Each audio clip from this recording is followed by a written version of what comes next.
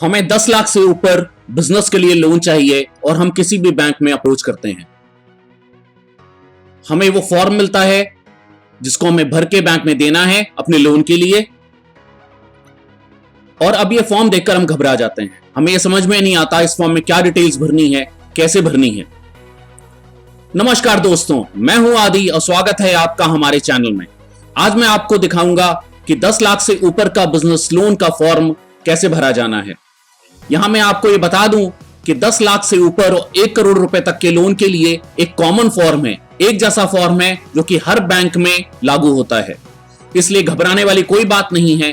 यहां मैं जो फॉर्म भर रहा हूं, इसको देखकर, इसको सीखकर आप किसी भी बैंक में 1 करोड़ रुपए तक के लोन के लिए जा सकते हैं और यही फॉर्म वहां पर काम आएगा। तो शुरू करते हैं। सबसे पहले इसमें आपने क्या करना है, यहां पर आपने अपनी फोटो लगानी है और फोटो के ऊपर से साइन करने हैं। साइन आपने बैंक में जाकर ही करने हैं, बैंक मैनेजर के सामने करने हैं। अब इसके आगे जो डिटेल भरनी है मैं आपको रेड कलर के फॉन्ट में भर के दिखाऊंगा, जिससे आपको बहुत क्लियरली ये समझ में आएगा कि आपको क्या क्या डिटेल कैसे कैसे भरनी है। इस स्क्रीन को हम थोड़ा सा बड़ा कर लेते हैं और हम इस फॉन्ट को रेड कर लेते हैं। सबसे पहले डेट आ जाती है, यहां पर डेट भरिए जिस दिन आप ये फॉर्म बैंक में जमा करने जा रहे हैं या ये फॉर्म भर रहे हैं। अब यहां आपकी फर्म का नाम आएगा। मेरी फर्म का नाम मान लीजिए श्याम टेक्सटाइल्स है। मैं इसमें कपड़े का व्यापार करता हूं, अभी तक मैं ट्रेडिंग कर रहा हूं और अब मैं फैब्रिक की मैन्युफैक्चरिंग स्टार्ट करने वाला हूं। यहां पर मेरा रजिस्टर्ड ऑफिस का एड्रेस आएगा। मेरा जो ऑफिस है वो मैंने अपने घर पर ही बनाया हुआ है। मेरी जो फैक्ट्री है वो मेरी कहीं और है, लेकिन जो मैं ऑफिस का एड्रेस जो मेरा है वो मेरे घर का एड्रेस है, तो वो घर का एड्रेस मैं यहां पे फीड करूंगा।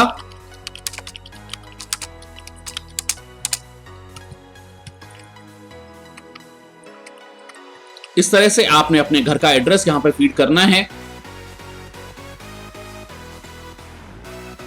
आगे हमें भरना है अपनी फैक्ट्री का या अपनी शॉप का एड्रेस, वो भरिए।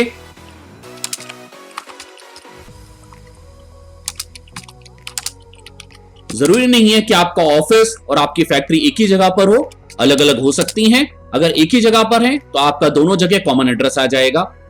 चौथे कॉलम में हमें भरना है कि क्या हम SC, ST, OBC या माइनॉरिटी कम्युनिटी को बिलोंग करते हैं। अगर ऐसा है तो आप यस को सिलेक्ट करें और यदि ऐसा नहीं है तो आप नो को सिलेक्ट करें। जो भी ऑप्शन हम सिलेक्ट करते हैं उसको आप टिक कर लें।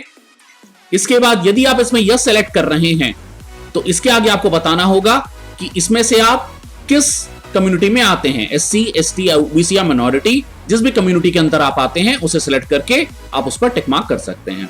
इसके बाद आपने टेलीफोन नंबर देना है। अगर आपके पास लैंडलाइन नंबर है तो आप लैंडलाइन नंबर यहां पर दीजिए, नहीं तो आप अपना मोबाइल नंबर दे सकते हैं। लैंडलाइन नंबर होना कंपलसरी नहीं है। आगे हमें देना है अपना ईमेल एड्रेस। यहां पर आप अपना ईमेल एड्रेस दें।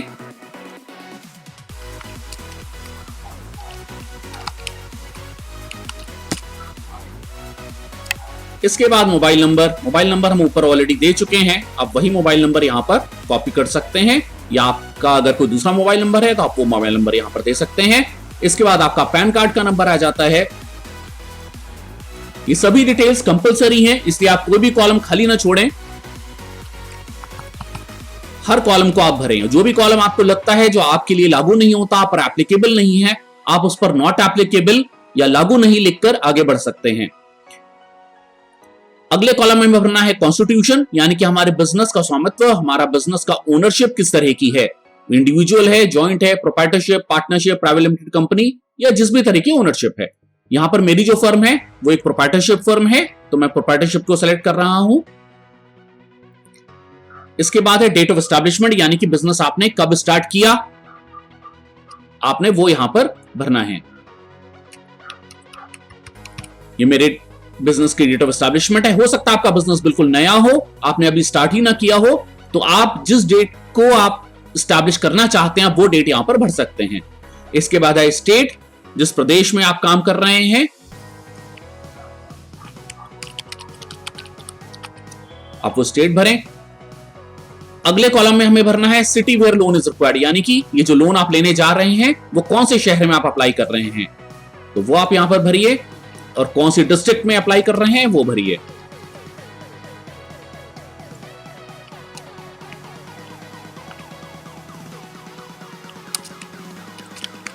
इस तरह से आपने सिटी और डिस्ट्रिक्ट का नाम भरना है।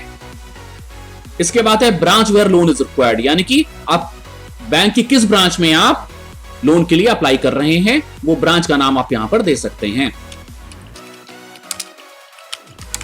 मैंने आपको पहले ही बताया कि ये एक कॉमन फॉर्म है, हर बैंक में ये फॉर्म काम आएगा, लेकिन 1 करोड़ रुपए तक के बिजनेस लोन के लिए और 10 लाख से ऊपर के लोन के लिए।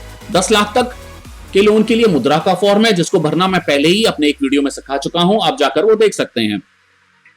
अब आपने अगले कॉलम में भरना है प्रोप्राइटर का नाम, यानी कि बिजनेस के मालिक का नाम। तो यहां पर आप नाम भरिए, डेट ऑफ बर्थ भरिए,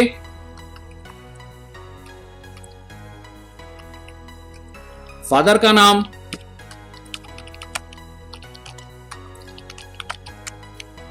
आपकी एकेडमिक क्वालिफिकेशन यानी कि आपकी एजुकेशनल क्वालिफिकेशन,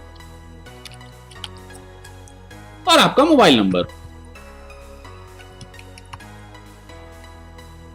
ये कुछ पर्सनल डिटेल्स हैं जो आपने भरी। इसी में आगे बढ़ते हुए पर्सनल डिटेल्स में अब आपने अगले में भरना है आपका पैन नंबर। पैन नंबर आप ऊपर भी भर चुके हैं, आप उसी पैन नंबर को यहां पर भर सकते हैं। रेजिडेंशियल एड्रेस, जैसा मैंने पहले ही बताया कि मैंने अपना रजिस्टर्ड ऑफिस है वो अपने रेजिडेंशियल एड्रेस पर ही बनाया हुआ है, तो वही मेरा रेजिडेंशियल एड्रेस है, वो मैं यहां पर कॉपी कर देता हूं। इसके बाद है टेलीफोन नंबर रेजिडेंस का, मेरे पास कोई लैंडलाइन नंबर नहीं है तो अपना मोबाइल नंबर यहां पर डाल सकता हूं। इसके बाद है experience in the line of activity, यानी कि आपको काम का कितना अनुभव है। तो जैसा कि मैं ऊपर भर चुका हूं कि मेरी जो फर्म है वो 2011 में स्टैब्लिश हो गई थी, तो लगभग 8 वर्ष का अनुभव आप यहां भर सकते हैं। अगर आपको काम का कोई अनुभव नहीं है तो आप यहां पर NA कर दीजिए या निल कर दीजिए और आगे बढ़िए।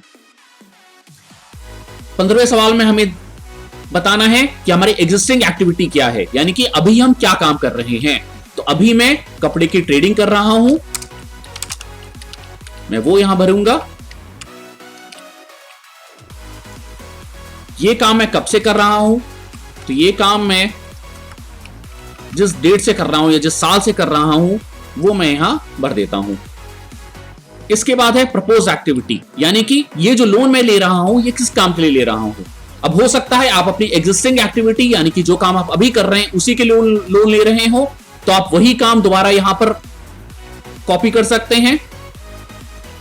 लेकिन अगर आप किसी नए काम के लिए लोन ले रहे हैं तो आप उस काम को भरिए जिस काम के लिए आप लोन ले रहे हैं। जैसा कि मैं यहां पर कपड़े की मैन्युफैक्चरिंग के लिए लोन लेना चाहता हूं, कपड़े की मैन्युफैक्चरिंग की एक्टिविटी में स्टार्ट करना चाहता हूं, तो मैं वहां वो भर देता हूं। आगे बढ़ते हैं। अब हमें यहां पे जवाब देना है कि हमारे एसोसिएट कंसर्न्स कौन कौन सी हैं और उसका एसोसिएशन का नेचर क्या है। एसोसिएट कंसर्न्स क्या होती हैं? हो सकता है जिस फर्म के लिए आप लोन ले रहे हैं उसके अलावा भी आपकी कोई फर्म हो जिसमें आप प्रोप्राइटर हो, पार्टनर हो, डायरेक्टर हो, तो आपने उस फर्म का नाम और उस फर्म में आप किस तरह से जुड़े हुए हैं उसकी जानकारी यहां पर देनी है। तो यहां पर मेरी कोई और फर्म नहीं है तो यहां पर मैं इसको निल करके आगे बढ़ रहा हूं। अगर आपकी कोई और फर्म है तो आप उसकी डिटेल यहां पर भरिए, और नहीं है तो निल जरूर लिखिए, उसको खाली मत छोड़िए। इसी में नीचे पूछा गया है रिलेशनशिप ऑफ प्रोप्राइटर्स, पार्टनर्स और directors with the officials of the bank या डायरेक्टर ऑफ द बैंक। मतलब कि क्या आप जिस बैंक में आप लोन लेने जा रहे हैं उसके किसी ऑफिसर से या किसी डायरेक्टर से आपके साथ कोई रिलेशनशिप है, क्या आप उसके कोई रिश्तेदार हैं। अगर ऐसा है तो आपने रिलेशनशिप यहां पे लिखनी है, नहीं तो आप यहां पर नो करिए और आगे बढ़िए। अब है हमारी बैंकिंग क्रेडिट फैसिलिटीज जो कि एग्जिस्टिंग है, यानी कि हो सकता है जब आप ये लोन लेने जा रहे हैं उस समय ऑलरेडी आपने कहीं से कोई लोन ले रखा हो, कोई लिमिट ले रखी हो, या आपका करंट अकाउंट किसी और बैंक में चल रहा हो। अगर ऐसा है तो उसकी जानकारी हमें यहां पर बैंक को प्रोवाइड करनी होगी। तो अब मेरा कहीं से भी कोई लोन नहीं है तो ये नीचे वाले जो सारे के सारे कॉलम हैं वो तो मेरे लिए एप्लीकेबल नहीं है, लेकिन मेरा जो करंट अकाउंट है वो पहले से ही मेरा SBI में और OBC में है। तो मैं यहां पर लिखूंगा प्रेजेंटली बैंकिंग विद के अंदर SBI एंड OBC। बाकी ये जो नीचे के सारे कॉलम्स हैं ये मेरे लिए नॉट एप्लीकेबल हैं, तो मैं यहां पर नील लिख देता हूं। खाली कोई कॉलम नहीं छोड़ना है, आप पूरे फॉर्म को भरिए।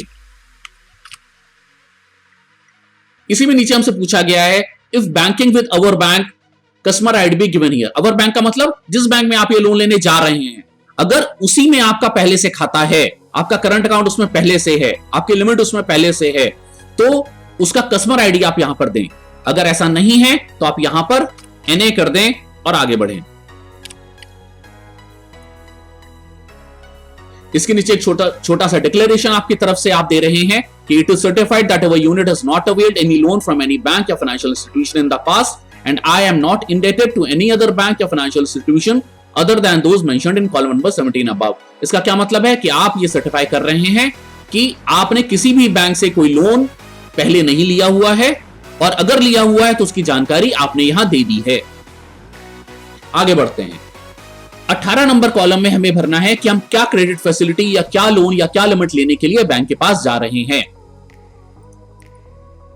अब यहां मैं आपको बताऊं कि मैं जिस बैंक को अप्रोच कर रहा हूं उसमें मैं 20 लाख रुपए की कैश क्रेडिट की लिमिट, वर्किंग कैपिटल की लिमिट लेने जा रहा हूं और 30 लाख रुपए का टर्म लोन लेने जा रहा हूं। तो मुझे वो अमाउंट्स यहां पर भरने हैं। यहां पर इन लैक्स पहले से लिखा हुआ है, तो यहां पर आपने सिंपली, अगर मैं 20 लाख रुपए की लिमिट लेने जा रहा हूं तो मैं यहां पर भरूंगा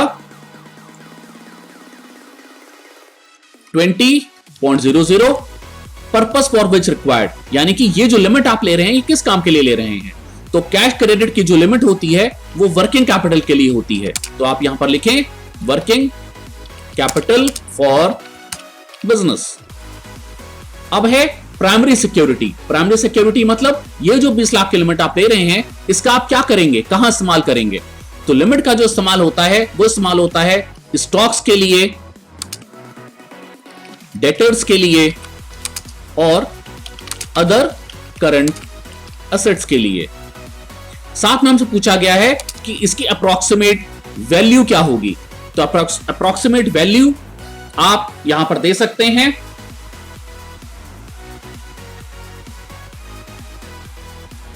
लगभग, मेरे हिसाब से जो मेरा अनुमान है, मेरी जो अप्रॉक्सीमेट वैल्यू होगी लगभग 52 लाख रुपए की होगी। तो मैं यहां पे भर देता हूं ₹52 लाख। आगे हमसे पूछा जा रहा है whether collateral security offered. Collateral security मतलब जिस चीज के लिए आप लोन ले रहे हैं उसके अलावा अगर आप कोई सिक्योरिटी बैंक को दे रहे हैं वो आपकी प्रॉपर्टी हो सकती है। तो यहां पर मैं एक फ्लैट दे रहा हूं जो कि मेरे पिताजी के नाम पर है, वो इस लोन के लिए, इस लिमिट के लिए मैं कोलैटरल सिक्योरिटी के रूप में दे रहा हूं। फ्लैट वही है जहां पे कि मेरा रजिस्टर्ड ऑफिस है, तो मैं क्या करूंगा, इसी रजिस्टर्ड ऑफिस का एड्रेस यहां पे कॉपी करूंगा, जो कि एक्चुअली मेरा घर है, मेरा फ्लैट है, मेरे पिताजी के नाम पर है वो। तो यहां पर मैं लिखूंगा उस फ्लैट का एड्रेस।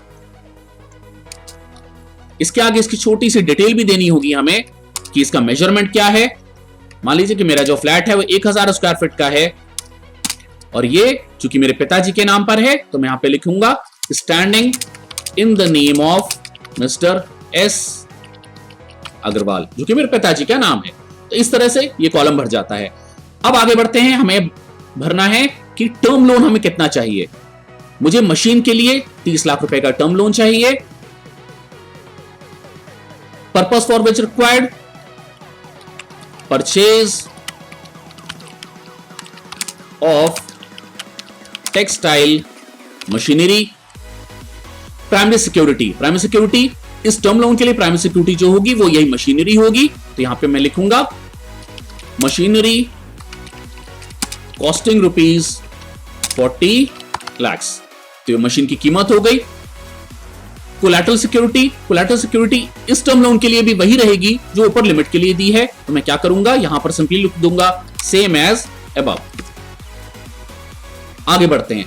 इसके अलावा मैं कोई और क्रेडिट फैसिलिटी या कोई और लोन या लिमिट इस बैंक से नहीं चाहता, तो आगे एलसी या बीजी के आगे मैं लिखूंगा नील, अदर्स के आगे में मैं लिखूंगा नील। और अब यहां पर है टोटल। तो टोटल जो मेरी रिक्वायरमेंट है वो है 20 लाख रुपए की लिमिट और 30 लाख रुपए का लोन, यानी कि हो गया 50 लाख। यहां पे मैं लिखूंगा 50.00। तो इस तरह से हमारा ये वाला कॉलम भी भर जाता है। अब हम आगे बढ़ते हैं। Basis of cash credit limit applied, मतलब ये जो मैं कैश क्रेडिट की लिमिट, सीसी की लिमिट जो 20 लाख रुपए की बैंक से मांग रहा हूं, इसका बेसिस क्या है, इसका आधार क्या है। कैश क्रेडिट लिमिट का जो आधार होता है वो निकलता है हमारे टर्नओवर से, और हमारी जो working cycle, inventory, debtors, creditors और इनकी जो पोजीशन में हम प्रोजेक्ट कर रहे होते हैं, इसके आधार पर बैंक हमारी कैश क्रेडिट की लिमिट को निकालता है। तो मैं 20 लाख रुपए की कैश क्रेडिट की लिमिट ले रहा हूं, तो मैं यहां पर भरूंगा 20.00 लाख। अब इसके लिए मैं क्या प्रोजेक्शंस दे रहा हूं? मान लीजिए ये जो फॉर्म हम भर रहे हैं ये 2019-20 में भर रहे हैं, तो जो प्रोजेक्शंस हम यहां पर देंगे वो हम देंगे सन 2020-21 की, यानी कि जिस साल में हम ये फॉर्म भर रहे हैं उसके अगले साल के प्रोजेक्शंस आपने यहां देने हैं। ये बहुत इंपॉर्टेंट है, इसको बहुत ध्यान से आप देखिएगा, समझिएगा। तो अब मैं 20-21 के लिए जो मैं सेल्स प्रोजेक्ट कर रहा हूं, मान लीजिए वो मैं कर रहा हूं 140 लाख, यानी कि 1,40 लाख रुपए की वर्किंग साइकिल। मेरी जो वर्किंग साइकिल है वो 3 महीने की है। वर्किंग साइकिल का क्या मतलब होता है कि हमारा जो कैश है वो वापस कैश में कितने दिन में कन्वर्ट हो जाता है। हमने पैसा है हमारे पास में, उस पैसे से हमने कच्चा माल खरीदा, उसको फैक्ट्री में उससे माल बनाया, उस माल को बेचा, बेचने के बाद में हमारा जो पैसा वापस आया, इस पूरे साइकिल में जो समय लगता है उसे वर्किंग साइकिल कहा जाता है। मेरे बिजनेस में मेरा यह अनुमान है कि वर्किंग साइकिल 3 महीने की होगी, तो इसलिए मैंने यहां 3 मंथ्स भरा है। इन्वेंट्री, मेरे पास जो माल होगा वो लगभग कितने का होगा, तो मैं ये मान के चल रहा हूं कि मेरे पास जो माल होगा वो लगभग 30 लाख रुपए का होगा। डेटर्स, डेटर्स यानी कि मैं जो माल बेचूंगा उसकी उधारी लगभग कितनी होगी, तो वो मैं मान के चल रहा हूं कि 20 लाख रुपए की होगी। ऐसे ही क्रेडिटर्स, क्रेडिटर्स यानी कि जो माल मैं खरीदूंगा, जो कच्चा माल मैं खरीदूंगा बाजार से, उसके लिए मुझे कितना उधार मिल सकेगा, तो लगभग 15 लाख रुपए का मेरा अनुमान है कि मुझे उधार मिल जाएगा मार्केट से। Other current assets, other current assets क्या होते हैं? मेरा कैश या बैंक बैलेंस, या मैंने अपने सप्लायर्स को अगर कोई एडवांस दिया हुआ है तो वो होता है other current assets, current assets. तो ये मेरा अनुमान है कि लगभग 2 लाख रुपए का होगा। अब आ जाता है प्रमोटर कंट्रीब्यूशन, यानी कि इस पूरा जो मेरा पैसा लगने वाला है इसमें मेरा कंट्रीब्यूशन क्या होगा, मेरा स्टेक क्या होगा। तो आप ये देख सकते हैं कि यहां पर मैंने बताया कि मेरी जो इन्वेंट्री है वो 30 लाख रुपए की है, डेटर्स 20 लाख रुपए के हैं और अदर करंट एसेट्स 2 लाख रुपए के हैं। तो ये तो वो सारे मद हैं जहां पे कि हमारा पैसा लगने वाला है। तो इसका टोटल कितना हुआ? 30 लाख प्लस 20 लाख प्लस 2 लाख, ये हो गया 52 लाख रुपए। अब इसमें से 15 लाख रुपए का मुझे माल उधार मिल जाएगा मार्केट से, तो 15 लाख रुपए मैं इसमें से घटा देता हूं। तो 52 लाख रुपए में से 15 लाख घटाकर हो गया 37 लाख रुपए। अब इसमें से 20 लाख रुपए की मैं लिमिट ले रहा हूं बैंक से, तो ये 20 लाख रुपए भी घट जाएगा। 37 लाख रुपए में से बचा 17 लाख रुपए, तो 17 लाख रुपए का होगा हमारा कंट्रीब्यूशन। आगे बढ़ते हैं। इस कॉलम में हमें देना है हमारी टर्म लोन रिक्वायरमेंट के बारे में, हमें बैंक को बताना है कि जो टर्म लोन हम ऊपर मांग रहे हैं उसकी डिटेल क्या है। टर्म लोन जैसा मैंने पहले ही बताया कि मैं 30 लाख रुपए का टर्म लोन ले रहा हूं, जिससे मैं एक टेक्सटाइल की मशीनरी खरीदूंगा। उस टेक्सटाइल मशीनरी की जो कीमत है वो 40 लाख रुपए की है। अब इसकी डिटेल हमें यहां देनी है। सबसे पहले हमें बताना है टाइप ऑफ मशीन। तो टाइप ऑफ मशीन है textile machinery. Purpose for which required, ये मशीन हमें क्यों चाहिए? फॉर मैन्युफैक्चरिंग ऑफ फैब्रिक, मुझे कपड़ा बनाने के लिए ये मशीन चाहिए। वेदर इंपोर्टेड या इंडिजिनस, ये जो मशीन है ये मैं कहीं फॉरेन से इंपोर्ट कर रहा हूं या ये इंडियन है। तो मेरे केस में ये मशीन मेरी इंडियन मशीन है, तो मैं यहां लिखूंगा इंडिजिनस। नेम ऑफ सप्लायर, मैं ये मशीन किस सप्लायर से खरीद रहा हूं। मान लीजिए मेरी जो मशीन है ये अहमदाबाद में मेरा सप्लायर है, उससे मैं खरीद रहा हूं, तो मैं उसकी कंपनी का नाम और शहर का नाम यहां मेंशन कर देता हूं। टोटल कॉस्ट ऑफ मशीन, उस मशीन की कीमत क्या है? मशीन की कीमत है 40 लाख रुपए। Contribution being made by the promoters, यानी कि मैं अपना इस मशीन को खरीदने के लिए कितना पैसा लगाऊंगा। मैं लोन अगर 30 लाख रुपए का ले रहा हूं तो मेरा अपना पैसा 10 लाख रुपए लगेगा, तो यहां आ गया 10 लाख। लोन रिक्वायर्ड हो गया ₹30 लाख। तो ये हो गया टर्म लोन रिक्वायरमेंट की सारी जानकारी। आगे बढ़ते हैं। Details of collateral securities offered. Collateral security यानी कि मैं इस लोन के लिए क्या कोलैटरल सिक्योरिटी दे रहा हूं, और साथ में थर्ड पार्टी गारंटी की जानकारी भी हमें यहां पर देनी है। यहां पर लिखा हुआ है एज पर RBI guidelines banks are not to take collateral security for loans up to 10 lakhs to MSME units, मतलब यदि आप 10 लाख रुपए तक का लोन ले रहे हैं तो उसके लिए आपको कोलैटरल सिक्योरिटी या थर्ड पार्टी गारंटी की जरूरत नहीं है, क्योंकि 10 लाख रुपए तक का लोन मुद्रा में आता है और मुद्रा में कोलैटरल सिक्योरिटी या पर्सनल गारंटी नहीं देनी होती। चलिए आगे बढ़ते हैं। Third party guarantee. अब चूंकि मैं जो प्रॉपर्टी यहां पर बैंक को दे रहा हूं एज कोलैटरल सिक्योरिटी वो मेरे पिताजी के नाम पर है, तो मुझे अपने पिताजी की पर्सनल गारंटी भी बैंक में देनी होगी। ये मैंडेटरी है, कंपलसरी है। तो यहां पर मुझे सबसे पहले नाम देना है। पर्सनल गारंटी की जरूरत कहां कहां पर पड़ती है, इसकी जरूरत क्यों पड़ती है, इसके बारे में एक वीडियो मैं पहले ही बना चुका हूं, गारंटर क्यों चाहिए के नाम से। आप वो जाकर देखें, उसमें आपको ये पूरी जानकारी मिलेगी कि पर्सनल गारंटी की रिक्वायरमेंट कहां कहां पर बैंक को आती है। तो यहां पर मैंने पिताजी का नाम लिख दिया।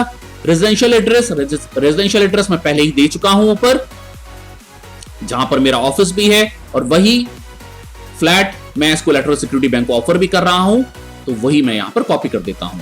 यहां पर देना है टेलीफोन नंबर, आपके पिताजी का टेलीफोन नंबर या जिसकी भी पर्सनल गारंटी आप दे रहे हैं उसका टेलीफोन नंबर यहां पे देना है। यहां पे मैं पिताजी की पर्सनल गारंटी दे रहा हूं तो उनका टेलीफोन नंबर मैं यहां मेंशन कर रहा हूं। उनका मोबाइल नंबर भी यही है। उनकी नेटवर्थ मतलब कि उनकी अपनी नेटवर्थ क्या है। उनकी नेटवर्थ लगभग 85 लाख है मेरे अनुमान के अनुसार। और यहां पर हमें देना है उनका पैन नंबर।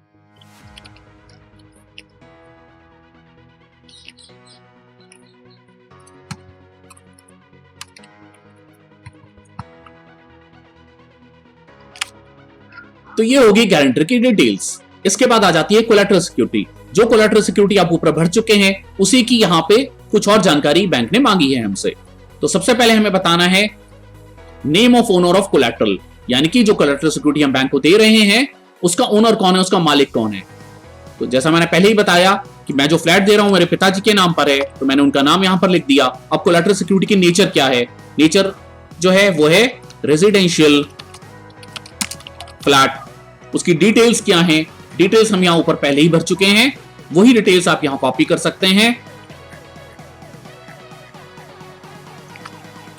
उसकी वैल्यू क्या है आपके अनुसार, आप जो कोलैटरल सिक्योरिटी, जो फ्लैट, जो मकान, जो घर या प्लॉट आप बैंक को दे रहे हैं उसकी वैल्यू आपके अनुसार लगभग कितनी है वो आप वैल्यू यहां भर सकते हैं। तो हमारे अनुसार हमारा जो फ्लैट है जो हम बैंक को दे रहे हैं उसकी वैल्यू लगभग 75 लाख रुपए है, तो हम यहां लिख देंगे 75.00, क्योंकि यहां पर रुपीज इन लैक्स पहले ही लिखा हुआ है। चलिए आगे बढ़ते हैं। अब आ जाता है 21 नंबर कॉलम, जिसमें हमें बताना है पास्ट परफॉर्मेंस या फ्यूचर एस्टिमेट्स, यानी कि जो बिजनेस हम कर रहे हैं उसका पिछले 2 सालों में कैसा काम रहा और आगे आने वाले जो 2 साल हैं उसमें कैसा काम रहेगा। यहां पर मैं आपको एक बात बहुत स्पष्ट कर दूं कि अगर आप केवल लिमिट लेने जा रहे हैं, आपको टर्म लोन लेने नहीं जा रहे हैं बैंक में, तो फिर तो आप केवल अपने आगे 2 साल के एस्टिमेट्स या प्रोजेक्शंस दे सकते हैं, उससे काम चल जाएगा। लेकिन अगर आप टर्म लोन लेने भी जा रहे हैं बैंक के पास में किसी मशीन के लिए, किसी फर्नीचर के लिए, इक्विपमेंट के लिए, तो फिर जितने साल का टर्म लोन आप बैंक को मांगेंगे, मान लीजिए आप 7 साल का टर्म लोन बैंक में लेने जा रहे हैं, तो आपको 7 साल के प्रोजेक्शंस या एस्टिमेट्स बैंक को देने होंगे। वो आप अपने सीए से या अपने अकाउंटेंट से बनवा सकते हैं। चलिए अब हम यहां पर भरते हैं कि हमें पिछले 2 सालों में हमारा परफॉर्मेंस कैसा रहा, हमारे फर्म का, हमारे बिजनेस का, और आगे आने वाले 2 सालों में कैसा रहेगा। तो अब जो कि हम ये फॉर्म भर रहे हैं 2019-20 में, तो पिछले 2 साल हमारे बन जाते हैं 2017-18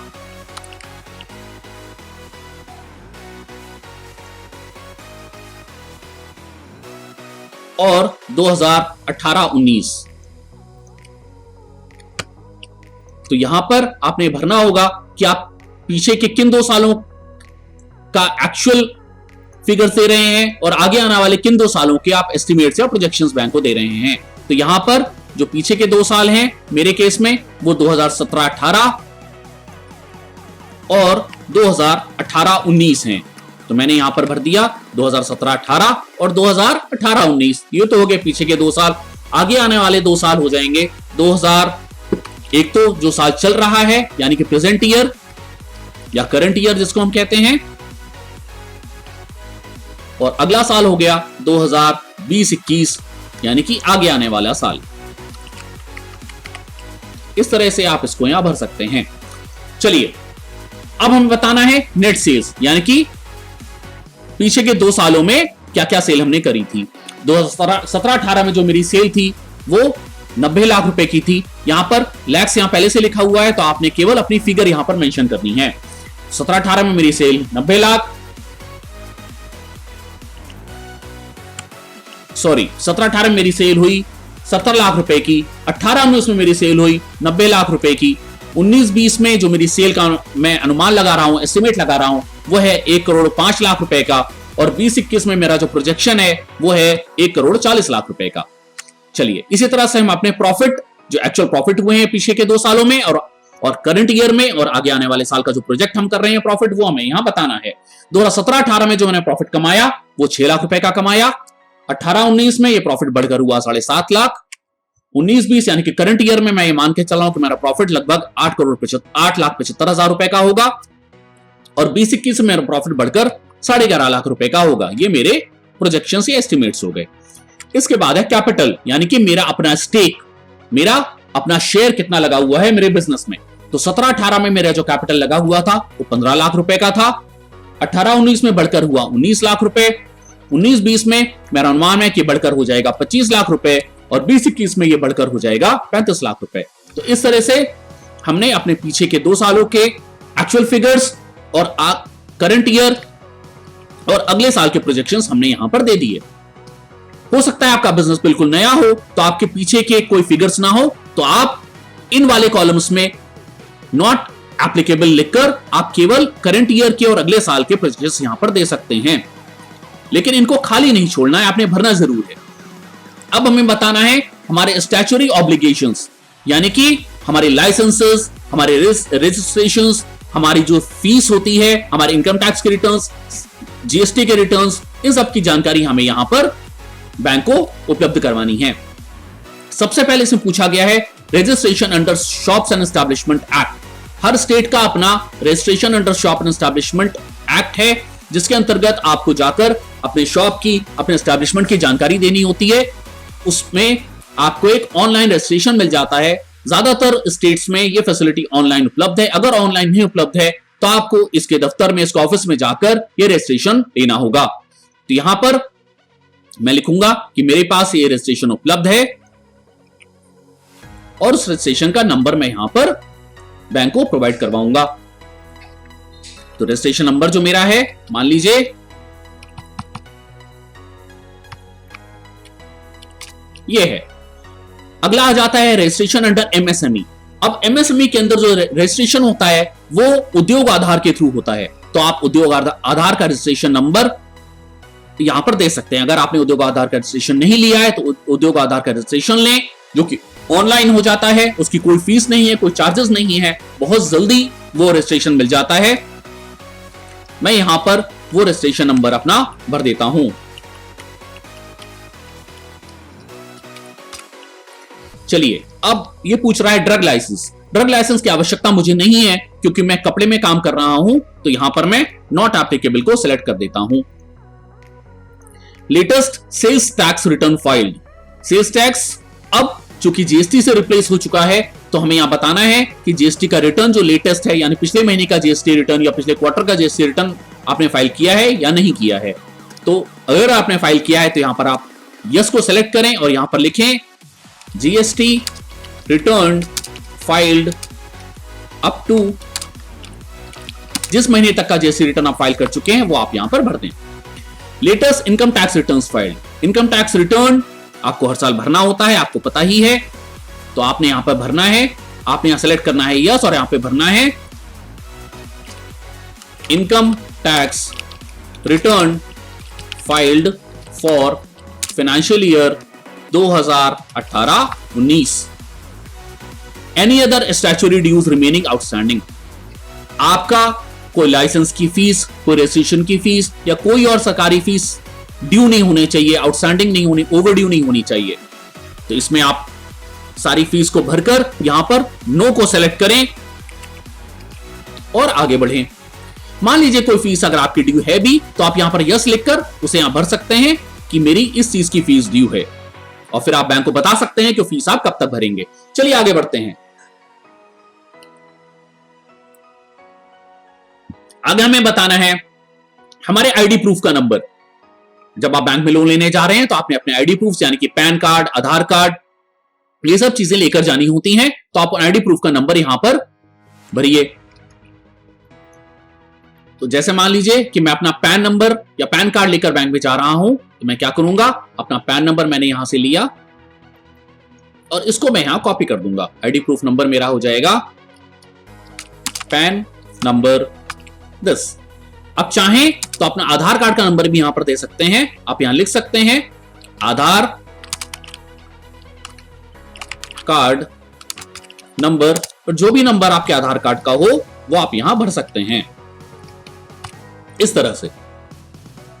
आगे एड्रेस प्रूफ हमें आपको यहां पे देना है। एड्रेस प्रूफ यानी कि जो जहां आप रहते हैं, जो आपका रेजिडेंशियल एड्रेस है और जहां आप काम कर रहे हैं, दोनों के ही प्रूफ आपने यहां पर देने हैं। इसके लिए यहां पर काफी ऑप्शंस आपके पास हैं, electricity bill, telephone bill, bank account statement जैसे बहुत सारे ऑप्शंस हैं। तो मान लीजिए कि मैं इलेक्ट्रिसिटी का बिल बैंक को प्रोवाइड कर रहा हूं, तो मैं यहां लिख दूंगा इलेक्ट्रिसिटी बिल फॉर जुलाई 2019। तो इस तरह से यह आपका एड्रेस प्रूफ भी हो जाता है। इसके नीचे आप डिक्लेरेशन एक छोटा सा आपकी तरफ से दिया जाना है इसमें, जहां पर आप ये सर्टिफाई करते हैं कि आपने जो भी जानकारी यहां पर ऊपर दी है वो सही है, आपकी कोई लोन या कोई लिमिट किसी और बैंक से नहीं है, आपके अगेंस्ट कोई ड्यूज, कोई स्टैच्यूटरी ड्यूज, कोई ओवर ड्यूज आउटस्टैंडिंग नहीं है। तो इस तरह से आप यहां डिक्लेरेशन देते हैं। इसके नीचे आपने यहां आपके सिग्नेचर्स करने हैं। अगर आप फर्म की तरफ से ये फॉर्म भर रहे हैं तो आपने फर्म का स्टैंप लगाना है, फिर यहां पर आपने साइन करना है अपना। यहां पर आप साइन करें और साइन करने के बाद में यह फॉर्म पूरा हो जाता है। तो दोस्तों, यह था हमारा आज का वीडियो जिसमें हमने ये जाना कि 1 करोड़ रुपए तक का बिजनेस लोन का फॉर्म कैसे भरा जाना है। उम्मीद है आपको वीडियो पसंद आया होगा। इसको लाइक कीजिए, शेयर कीजिए और हमारे चैनल को सब्सक्राइब जरूर कीजिए और बेल आइकन प्रेस करना बिल्कुल मत भूलिए। Thanks for watching, bye bye, take care.